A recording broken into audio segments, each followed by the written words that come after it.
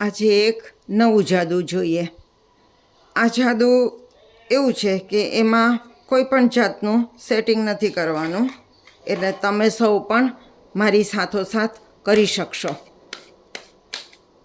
અને તમને પણ આ જાદુ આવડી જશે. એટલું સહેલું છે.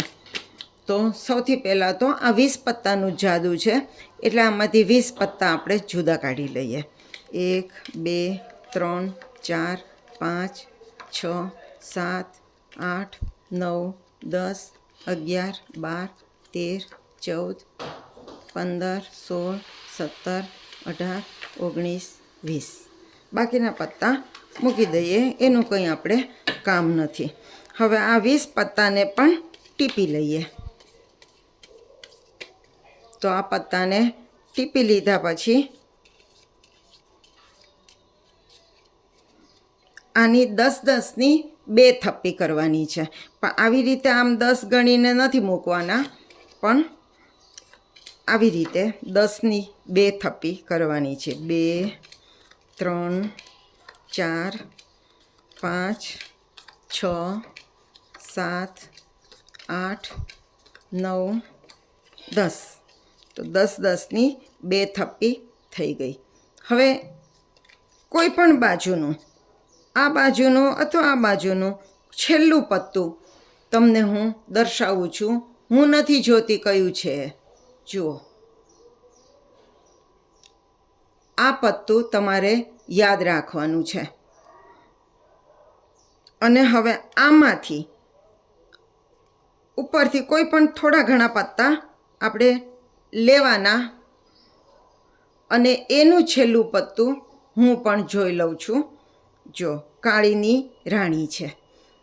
હવે આ જે પત્તા આપણે લીધા એ યાદ રાખજો. કાળીની રાણી એ જેમાંથી આપણે છેલ્લું પત્તું તમને બતાવેલું એ થપ્પી ઉપર મૂકવાનું અને આ બધા પત્તા જે બાકી રહેલા પત્તા છે એની ઉપર મૂકવાના. હવે ફરી પાછા 10ની થપ્પી કરવાની. તો 1 2 3 4 5 6 7 8 9 ને 10. તો આ જે 10 પત્તા આપણે ગણ્યા એને ચત્તા રાખવાના અને બાકીના 10 પત્તા ઊંધા રાખવાના.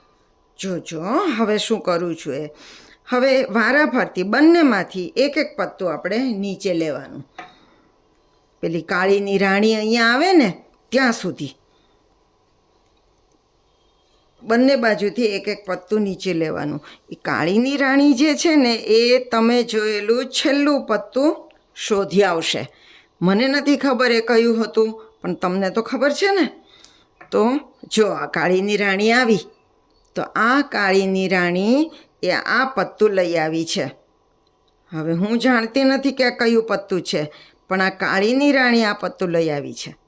તો એની ઉપર આપણે જાદુ કરીએ અને જોઈએ કે આ પત્તું તમે જે છેલ્લું પત્તું જોયેલું એ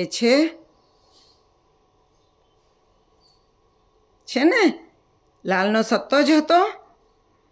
તો આ કાળીની રાણી એ સત્તો શોધી આવી. બોલો કેવું જાદુ છે. તો તમે પણ મારી સાથોસાથ આ જાદુ કરજો, તો તમારે પણ આ પ્રમાણે થશે. સહેલું છે ને? મજા આવી ને? તો હવે નવા જાદુ સાથે ફરી આપણે મળશું. આવજો.